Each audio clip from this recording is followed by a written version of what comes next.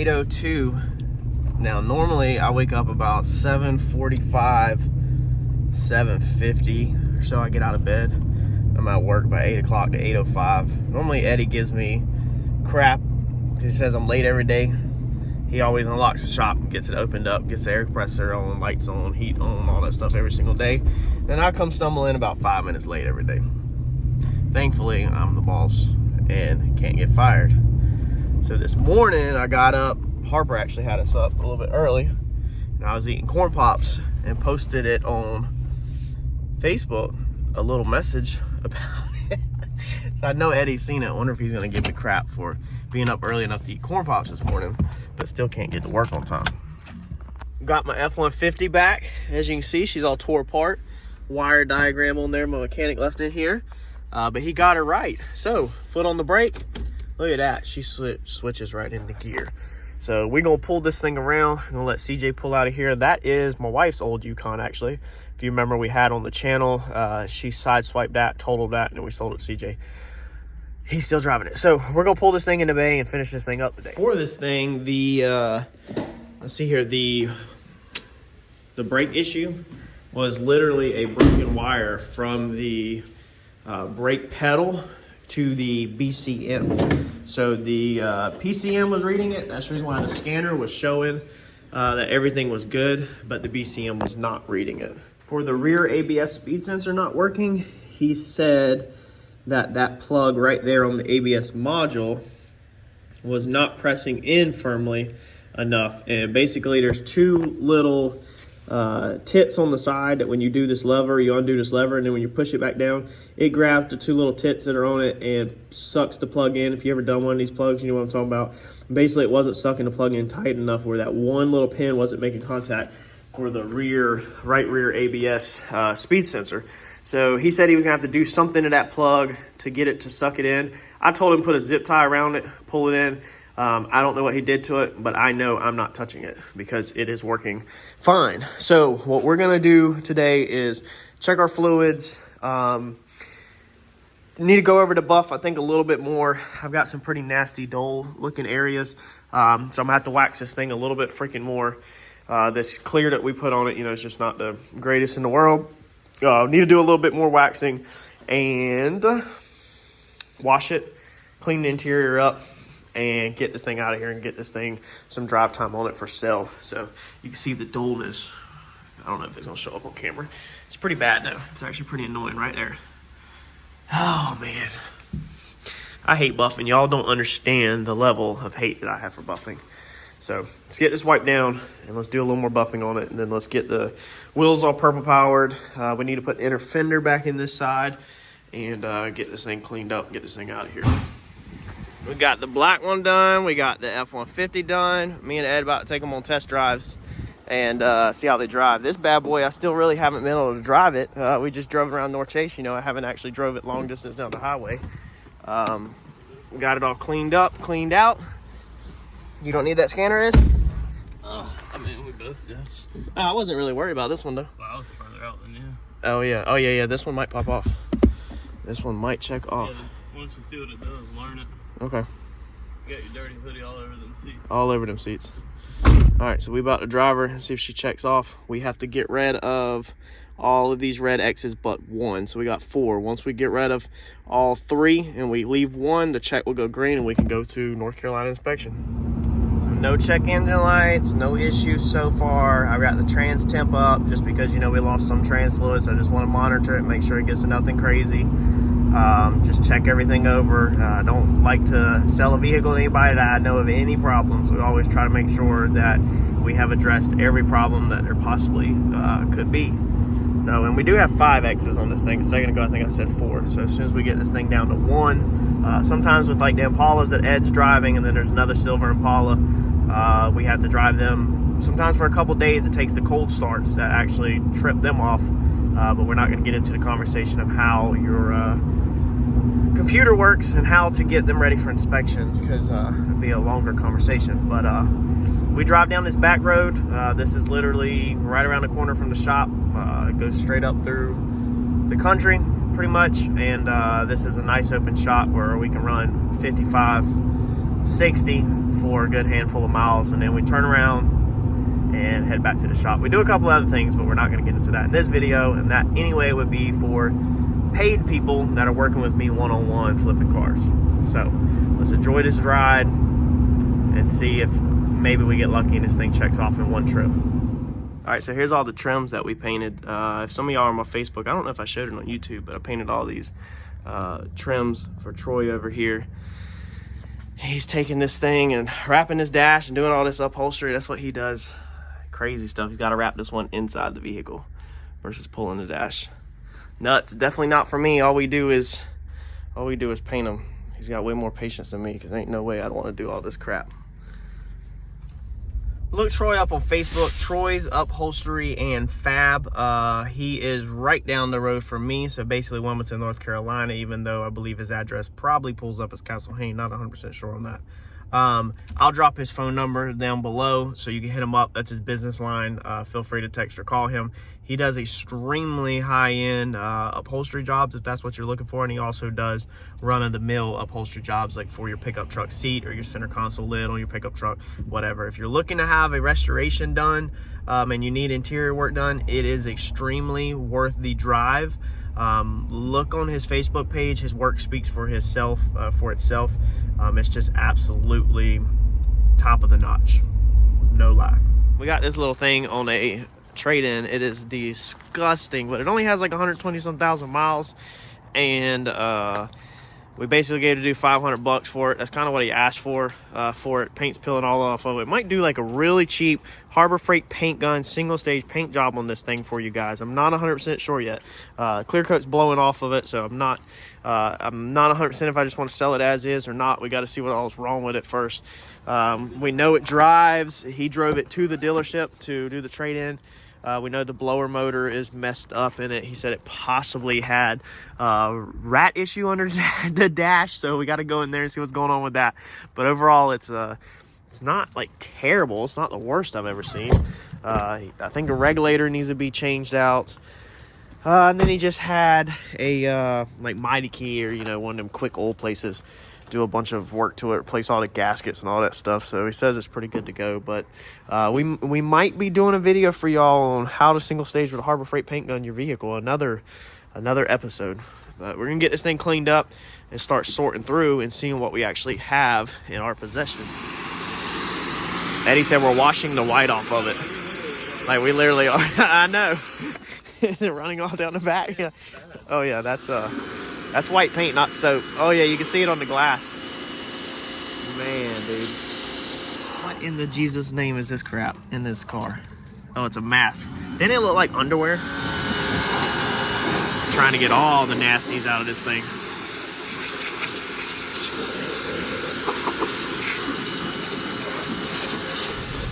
Well, we in Paula this morning doing another drive cycle to try to get another one inspected. The bad news is that this week we have got so many cars ready. Basically, me and Eddie got 3 ready yesterday, so all 3 need drive cycles at the same time. Then I had to go by all the local parts stores and do all these returns to get our money back for parts that we didn't need. So it actually come up in the last video, a pretty good question, kind of, or topic, inspections on salvage titles cars, or as you're selling cars. So we are in Wilmington, North Carolina. That's where our dealership's registered at, which is New Hanover County. So in New Hanover County, all vehicles, including the ones that you personally own right out, need emissions inspections every year. So you have your safety inspections, which is turn signals, headlights, all that stuff, and then you have emission inspection, which is making sure basically that there's no check engine light on. To sum it up, that's it. You can't have a check engine light on. Then of course there's other stuff that they inspect. So for us, every single car we sell through the dealership has to have an emissions inspection. So if you have to have it, we have to have it because we're registered in New Hanover County. Now the 2 counties outside of us in the rural areas, they're safety only. So you can sell cars with check engine lights. We cannot sell cars with check engine lights. The salvage side of it, well, actually let's back up. The emission side of it, if a car is older than 20 years old. So currently 2003s, 2002s and older do no longer need emissions inspections in New Hanover County. So if we sell a 02, we do not have to get an emissions inspection. We do not have to get a DMV inspection if it's salvage. So for salvage titles, I know a lot of people have to get inspections done before they sell the car, or if it's an individual, it's not dealership, before they transfer it over to be a rebuilt title. New Hanover County, we do not. As long as the vehicle, I think it's 6 years or newer, 7, 5 years, somewhere right around there. All I do, my wife owns a dealership, the dotted line, she takes the class and all that. I'm the hustle, I'm the muscle, I'm behind the scenes, I'm the one that makes everything happen. She signs the dotted lines.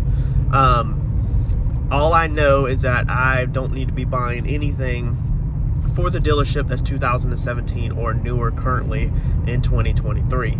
2017s do not need DMV inspection. So if I bought a 2018 right now, when we brought it in wrecked, we would need to take it to the DMV State Trooper's office, the License and Theft Bureau, the people that also are in charge of dealerships. They need to look the vehicle over. What they do is they write down what parts are damaged, big parts, so fender, bumper, headlight, airbag. You know, they're not gonna do brackets and all this little stuff. Then when the vehicle is repaired, you call them, they come out to you and they look over the vehicle. They look back at their paperwork. So if it was fender, bumper, headlight, they want to see receipts for fender, bumper, headlights. They are not checking the quality of the repair. What they're looking for is stolen parts. Doesn't make sense, I know, but that's what they're looking for. So they want to see receipts. They don't verify them receipts though. They don't re-verify if the individual on the receipt's even a legit business. They literally just want to see that you have a receipt for the parts. That's it. They don't care if it was done correctly. They don't care. I mean, they don't check anything at all. All they want is the receipts. All they're worried about is chop shops and stolen parts. That's it. So that's all you got to do to flip salvages in North Carolina, or, you know, basically be a dealer on the short side. That's the short version of all we have to do as far as inspections that come up in one of the last videos, and I've never touched on it, honestly. So there you go. Well, switching vehicles again. Got one loaded up on the trailer to go scrap.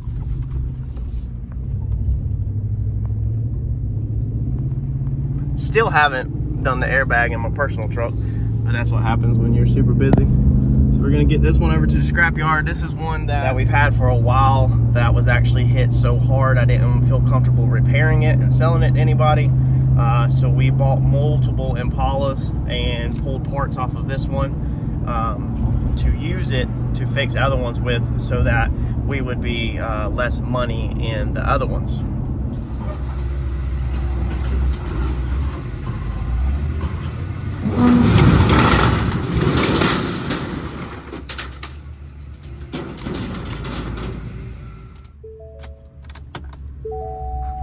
All right, let's go get paid. Man, we almost got us a $100 race car payment. $99.40 for that car. Man, they could have just went ahead and rounded up to $100. Well, we are going to jack this up, see if we can back that trailer underneath here and get the second car to the scrapyard either tomorrow on Friday or next Monday. We got to yank the door off of it, bumper off of it, trunk that I don't even know where it went. I think I still have it. And it's probably all we're gonna yank off of that one. We're gonna haul off. I got the whole front, sawed the whole front of a Silverado off in case I got one frame damage. You need to clip the front end, scrap it. Been holding on to it for too long. I'm not doing any more Silverado trucks. I'm sick of them.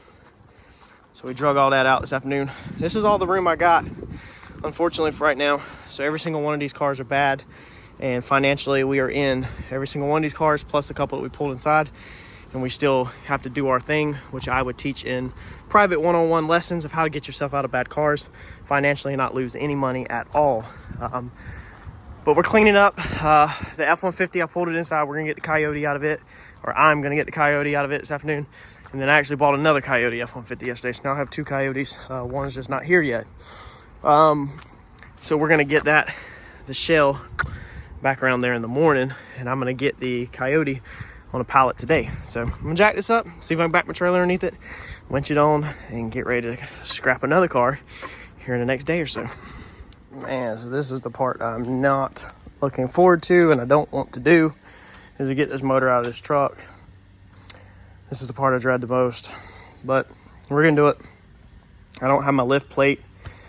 It's at TKM, so I'm not 100% sure how I want to lift it. I know last time I lifted with chains, I think, off the edge, and I busted the valve covers. They do make pieces that bolt to where the header manifolds are, which of course you'd have to have your manifolds off in order to bolt them on. I don't think that's very useful. I think the best one goes in the top where the intake valley goes, but my intake's on there. I might just take the intake off. It's not like we really need it on anyway. And see if Mike has his engine thing here, which I don't know if he does. The leveler, engine leveler. Pull it out. If not, just run a chain in the valley. So I'm just gonna start unhooking some of the stuff, getting some of the stuff out of the way, folding it back, going underneath, getting the transmission undone from the truck, and just getting started. Woo! That is not what you are used to seeing on this channel. This is the paint paper hustle, not the mechanic life. This is terrible, man. This is nasty. I am freaking covered in it. Motor's out. Look at that. She's up. Huge shout out to the wife. The wife has actually been sitting here with me for probably the past 2 hours, handing me tools down here on the floors, tools out of my box, because I'm here by myself. Eddie's gone for the day. She actually just left. She literally stayed almost until the motor come out. I was like 2 bolts or 2 hang-ups away from getting this motor out, and she had to leave, get home to Harper Joe. It's out. I just got to get it actually out, but she's up. She's out. I pulled the whole unit, transmission and all. TKM has my freaking lift plate, so I've done some really sketchy stuff to get this thing out with chains and only 4 little 10mm bolts in the intake. I said, well, if it pulls the threads out and be paying TKM to retap them, I guess. So let's get this thing completely out so it's safe and sound on the ground and stop having all the weight hanging onto them little 10mm bolts in the intake. Definitely gonna need to pick me up another lift plate for sure if I'm gonna be pulling these things. I actually have lift plate I need to pick up, a 12mm socket, I think it is, for the drive shaft. Stupid Fords have them, and then the quick disconnect tool for the old lines I still have not ordered yet. So let me finish yanking this thing out real fast. It's funny, as soon as I got this thing out, a gentleman stopped by, because I've got this up on Facebook for part out, like this truck. I said the motor's not for sale unless you want to pay $1,000, and it is locked up, because I'm that serious about not selling this motor. I don't want to sell this motor. That defeats the whole purpose of everything I'm doing if I sell the motor. So if I sell the motor, it's got to be financially worth it to me. $1,000 put on the race car bill, that would be worth it to me. Otherwise, I don't want to sell the motor. Man, you see how we bent them bolts, man. I knew them little bolts weren't hold that much. That's how we pulled this thing out. It's just 4 bolts right there, because I don't have my lift plate. So but he stopped by and wanted a little plug for the coal, and literally had wire cutters with him and wanted to cut it. And I said, no, man. I said, I looked up that harness for that engine right there, roughly $400, low sides in the 300s. So I told him, I was like, I could put that harness on eBay right there for $200 and be the lowest person on eBay and sell that thing, and I'd be the first to sell and put that towards race car debt, man. I was like, if you cut that harness, you've just ruined, a couple $100 worth of profit for me. So cannot do that, buddy. But yeah, we're gonna clean up. I got to still finish getting the car on the trailer. I actually did get it on the trailer. It fell off. I literally unhooked the strap, unhooked the winch, and normally they're just no wheel on it, so they stay in place, but the trailer's so covered in transmission fluid, I went to back up and stop, and the car literally kept going and come right off the trailer and almost hit the shed in the trailer. I wish I had that freaking thing on video, but I'm gonna finish getting that, I think, winched on the trailer this afternoon real fast, put back my truck in. I need to drive my truck home because I'm too dirty to be driving the blue Coyote, even though I really need to. And then tomorrow, we'll probably honestly bust this transmission off of this thing and get this Coyote to the house and get this thing broke down. I want to build another engine stand possibly, and I want to pull the valve covers off and look inside this thing and see what's going on.